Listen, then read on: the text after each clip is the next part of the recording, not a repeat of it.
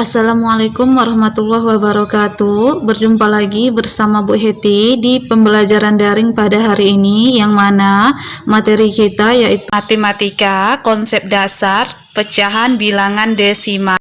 Apa kabar anak-anak ibu? Semoga anak-anak ibu semuanya dalam keadaan sehat walafiat.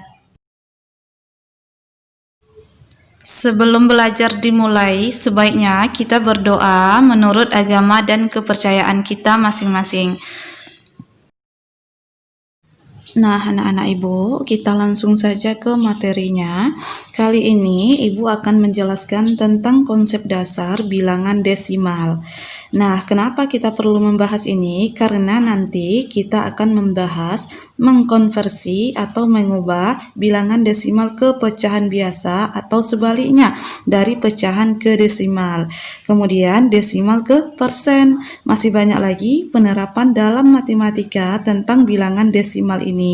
Maka dari itu sangat penting sekali kita pahami tentang konsep dasar bilangan desimal ini. Nah, di sini Ibu akan membahas pelajaran kelas 2 dan kelas 3 kemarin tentang nilai tempat suatu bilangan. Misalnya ada angka 123. 1 itu ratusan, 2-nya puluhan, 3-nya satuan. Nah, sampai saat ini kita tahu kalau satuan itu adalah unit terkecil di antara nilai tempat yang lain. Tapi setelah kita belajar pecahan ini, sebenarnya masih ada lagi angka yang terkecil dari satuan. Nah, berapa itu, Bu? Oke, sebelumnya kita perhatikan dari nilai tempat ini. Dari satuan ke puluhan, puluhan ke ratusan, itu kan kelipatan 10 anak-anak Ibu. Karena ada sesuatu yang lebih kecil dari satuan, berarti kita kira-kira aja nih anak-anak ibu. Nah, kalau 100 sebelumnya itu tadi ada 10 sebelumnya itu ada angka 1. Nah, 1 itu sebelumnya berapa? Kelipatan berapa? Berarti kelipatan 1 per 10. Nah, kelipatan berapa lagi? Kelipatan 1 per 100, kemudian per 1 per 10, begitu seterusnya anak-anak ibu. Nah, berarti setelah satuan ada pecahan yang penyebutnya kelipatan 1 per 10, 1 per 100, dan 1 per 1000.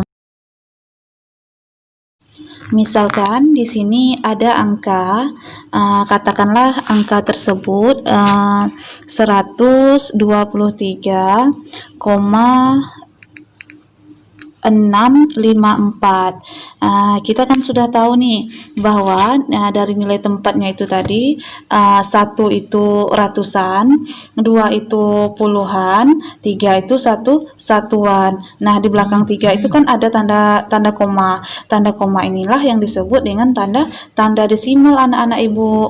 Gunanya untuk apa? Gunanya untuk memisahkan bilangan bulat yang ada di sebelah kiri dan bilangan bulat yang ada di sebelah kanan. Di belakang koma ada angka 6. Angka 6 itulah kita sebut dengan 1 per 10. Kemudian ada angka 5. Angka 5 itulah kita sebut tadi dengan 1 per 100. Kemudian ada angka 4. Angka 4 itulah kita sebut dengan 1 per 1000. Begitu anak-anak ibu. Nah, dari sini kita tahu bahwa bilangan desimal itu sebenarnya adalah bentuk lain dari suatu pecahan.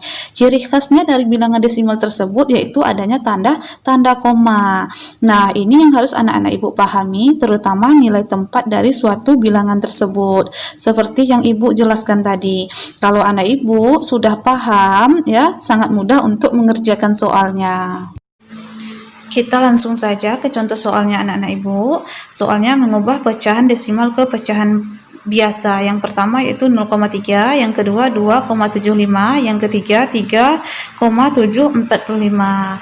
Nah, di sini soal pertama kita lihat itu 0 itu posisinya sebagai satuan, sedangkan 3 yaitu posisinya sebagai sepersepuluhan. Karena jawabannya sepersepuluhan, berarti yang di atasnya tinggal kita pindahin angka 3-nya. Jadi jawaban dari pecahan desimal 0,3 yaitu 3 per 10. Nah, cukup mudah kan anak-anak ibu? Kita lanjut lagi anak-anak ibu, soal yang kedua yaitu 2,75. Nah 2 ini kita tahu tadi sebagai satuan, 7 ini sebagai sepersepuluhan, 5 ini sebagai seperseratusan. Karena jawabannya seperseratusan, berarti kita tinggal mindahin angka yang di atas. Berapa angka yang di atasnya? Itu 2, 7, 5. Jadi jawabannya bilangan desimal dari 2,75 yaitu sama dengan 275 per 100. Nah, paham kan anak-anak ibu? Nah, kita lanjut lagi soal yang ketiga yaitu 3,745. Nah, 3 itu tadi sebagai satuan, 7 itu sebagai sepersepuluhan, 4 sebagai seperseratusan, dan 5 itu sebagai seperseribuan. Karena angka di kanannya itu per seribuan, berarti jawabannya per seribuan. Nah, yang di atasnya gimana, Bu? Yang di atasnya kita tinggal pindahin saja angka 3745. Nah, berarti jawaban bilangan desimal dari 3,745 sama dengan 3745 per 1000. Nah, sangat mudah kan anak-anak ibu untuk mengerjakan bilangan desimal ke pecahan biasa. Atau begini ya anak-anak ibu, supaya anak ibu jadi mudah, ingat kata kuncinya. Kalau dia satu angka di belakang koma, berarti jawabannya per 10. Kalau 2 angka di belakang koma, berarti jawabannya per 100. Kalau 3 angka di belakang koma, berarti jawabannya per 1000. Nah, kalau bentuk pecahannya masih bisa kita sederhanakan terlebih dahulu. Nah, bagaimana cara menyederhanakan pecahan, Bu? Nah, kemarin kan Ibu sudah jelaskan di video Ibu yang telah lalu, Ibu sudah menyederhanakan bagaimana cara menyederhanakan pecahan. Nah, Ibu boleh tonton lagi video yang itu. Kita lanjut lagi anak-anak ibu, mengubah pecahan biasa ke bentuk desimal.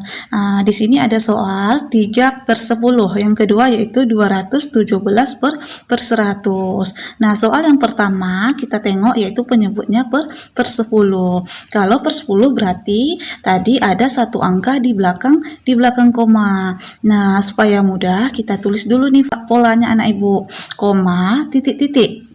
Nah, titik-titik di belakang koma ini jawabannya berapa? Jawabannya kita tinggal pindahin angka pembilangnya. Angka pembilangnya kita tengok 3. Nah, di depan koma angka berapa, Bu? Di depan koma kita tinggal tulis angka 0. Nah, jadi jawabannya 0,3. Pecahan biasa dari 3 per 10 yaitu sama dengan 0,3. Nah, begitu anak-anak ibu. Soal yang kedua yaitu 217 per 100. Nah, per 100 yaitu nolnya 2, berarti tadi 2 angka di belakang koma. Kita tulis lagi polanya, koma, titik-titik, titik-titiknya 2 kali karena tadi 2 angka di belakang koma. Nah, kemudian tadi kita pindahin angka pembilangnya yang 217. Nah, cara memindahinnya dari angka yang paling kanan dulu. Angka yang paling kanan yaitu angka 7, 1, koma, di depan komanya berarti angka berapa?